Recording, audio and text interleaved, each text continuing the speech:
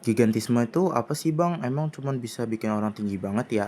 Nah, untuk menjawab pertanyaan itu, kita bahas dulu nih pengertian gigantisme itu apa.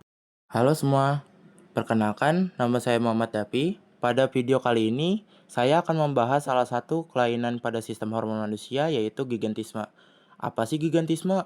Apa penyebabnya? Apa dampaknya bagi tubuh si penderita? Dan siapa aja sih contoh yang pengidapnya? Yuk kita simak bareng-bareng.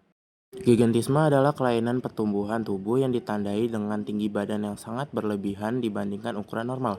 Kelainan ini terjadi karena kelebihan hormon pertumbuhan atau growth hormone yang diproduksi oleh kelenjar hipofisis. Kalau gitu, kenapa bisa terjadi? Apa faktornya karena keturunan?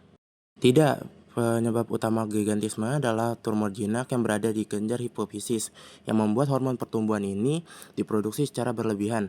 Gigantisme ini biasa terjadi pada masa anak-anak atau remaja, yaitu saat tulang bisa memanjang. Pada kondisi normal, hormon pertumbuhan membantu tubuh tumbuh secara seimbang. Namun pada penderita gigantisme, hormon pertumbuhan ini berproduksi secara berlebihan sehingga tulang, terutamanya tulang kaki dan tangan, tumbuh tanpa terkontrol. Terus gimana cara kita tahu seseorang mengalami gigantisme? Beberapa ciri dan gejala gigantisme antara lain tinggi badan yang jauh di atas rata-rata, tangan dan kaki yang sangat besar, wajah tampak lebih lebar dan besar.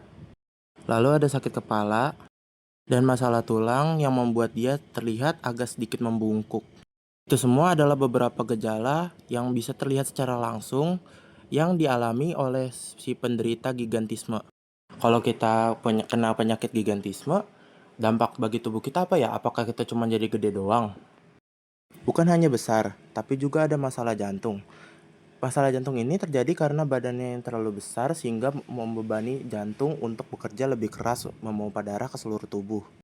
Lalu ada masalah pada tulang yang membuat si penderita ini memiliki postur yang kurang tegak dan membutuhkan tongkat untuk berdiri dengan tegak. Oh iya bang, aku sering nih dengar istilah akromegali. Nah itu bedanya sama gigantisme apa sih? Gigantisme sering disamakan dengan akromegali, padahal keduanya ini berbeda.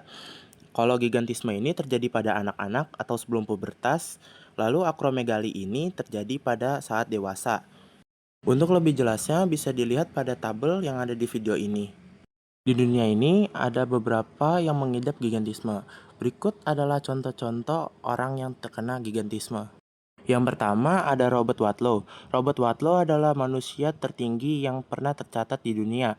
Dengan tinggi 272 cm, ia mengalami gigantisme sejak kecil akibat kelebihan hormon pertumbuhan. Lalu yang kedua ada Andre the Giant. Andre the Giant adalah pegulat profesional dan aktor yang juga mengalami kelainan hormon pertumbuhan. Bagaimana penanganan medis bagi para penderita gigantisme? Untuk langkah penanganan bisa dilihat pada tabel berikut. Mungkin itu saja dari saya, kurang lebihnya mohon maaf. Wassalamualaikum warahmatullahi wabarakatuh.